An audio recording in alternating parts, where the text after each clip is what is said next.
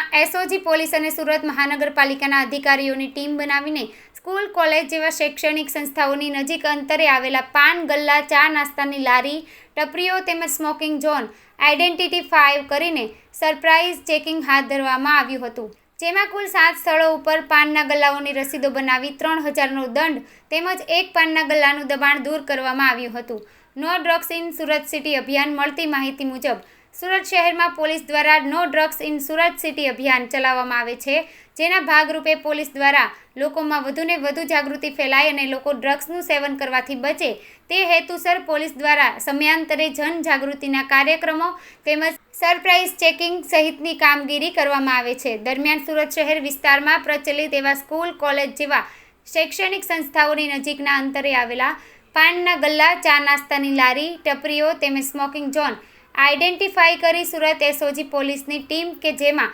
DCP, 2 PI તેમજ 4 PSI સહિત 40 police કર્મચારીની ટીમ અને મનપાના આરોગ્ય વિભાગના અધિકારી, ચીફ સેનેટરી ઇન્સ્પેક્ટર તેમજ એસઆઈ કક્ષાના એક અધિકારી તેમજ 12 જેટલા કર્મચારીઓની અલગ અલગ ટીમો બનાવવામાં આવી હતી. રેડની કાર્યવાહી સતત ચાલુ રહેશે. ડ્રગ્સના આ દૂષણને નેસ્ત નાબૂદ કરવાના મક્કમ ઇરાદા સાથે તેમજ ગેરકાયદે તમાકુ તથા તેની બનાવટોના વેચાણને નિયંત્રણ કરી યુવાધન ધૂમ્રપાનના તેમજ તમાકુના વ્યસનથી દૂર રહે તે હેતુસર અસરકારક સરપ્રાઇઝ ચેકિંગ હાથ ધરી રેડો કરવામાં આવી હતી. સુરત શહેર એસઓજી પોલીસ દ્વારા આવનારા દિવસોમાં પણ આ પ્રકારનું સરપ્રાઇઝ ચેકિંગ તથા રેડ કરવાની કાર્યવાહી સતત ચાલુ રાખી કોઈ ગેરકાયદેસરની પ્રવૃત્તિ થતી હોવાનું જણાય કાર્યવાહી હાથ ધરવામાં આવશે.